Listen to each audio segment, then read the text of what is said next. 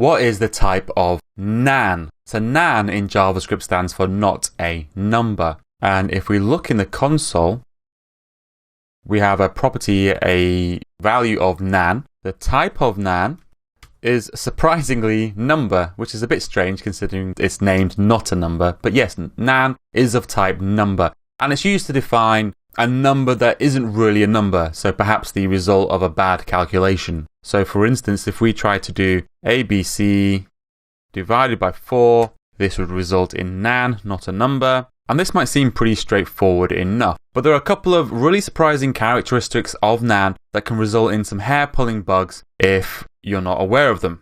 And the number one thing which people find very confusing about nan, and this is actually in the specification, in the official specification for JavaScript, is that nan, compared to anything else at all in the world, so if nan is equals to 1, that is false, that's fine.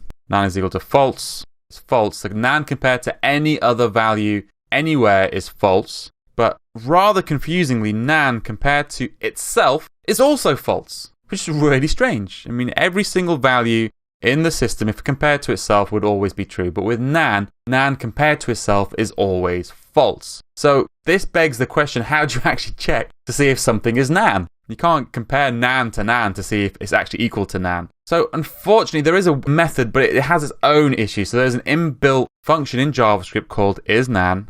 Okay, so if you pass to isNan, nan, that would be true. Okay, so that's one way we can check for nan. But unfortunately, this isNan function has its own problems. So if we pass into isNan 1, okay, that's false. 1 is a number, so that's false. But what if you passed in the string 1? Again, that's false. The string 1 is not a number. Okay, understood. But what if you passed isNan of A?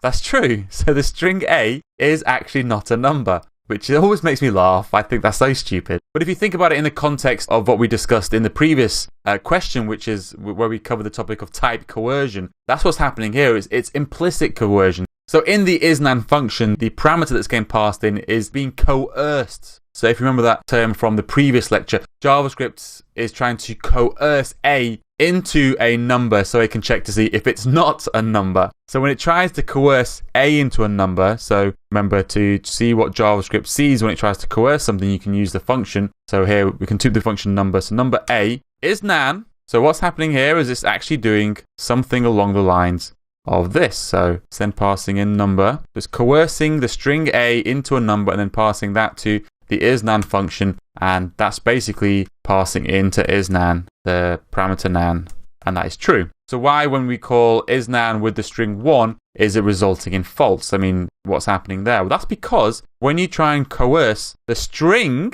1 into a number, you actually get the number 1. So what's being passed in here is actually the number 1, and the number 1 is not the number, so it's false. So this is really a bit confusing. The isNan function is pretty useless, really. Well, unless you're absolutely 100% certain that the variable you're checking isNan for is actually supposed to be a number. But given that JavaScript is dynamically typed, we can never really be 100% sure of that. So the isNan function isn't really that useful. It may return true if the parameter being checked is actually a string of some form. But there is a little trick in JavaScript, and this is where I suppose the point of this question is, and what the interviewer is looking for you to say when you start talking about nan. And that is really how to check for nan. Given that nan compared to itself is false, and given that the isNan function has these issues which I've just gone through above, how do we in fact then consistently check to see if a variable is in fact nan? So the only foolproof way to check if a variable is nan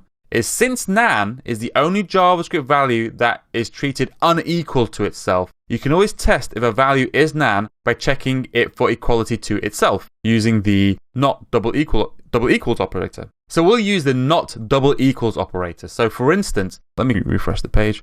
Var A is equal to nan. This is a little bit difficult to understand, so just bear with me. So A not equals to A, okay? For if A is nan, this will be true, okay? If A is equal to a number, A not equals A will be false. If A is anything other than nan, A not double equals A will always be false. If A is equal to nan, because of the strange property of nan, where it is unequal to itself, where alone amongst all of the other JavaScript values, it is unequal to itself, you can use this little trick where if you're checking a variable to see if it's nan, if the variable is not equal to itself, then and only then will it be actually nan. So that is really what an interviewer is looking for when they're asking you about the type of nan or asking you about anything really to do with nan. They're looking to see if you understand this concept and you understand this little trick in JavaScript to see if a variable is in fact nan.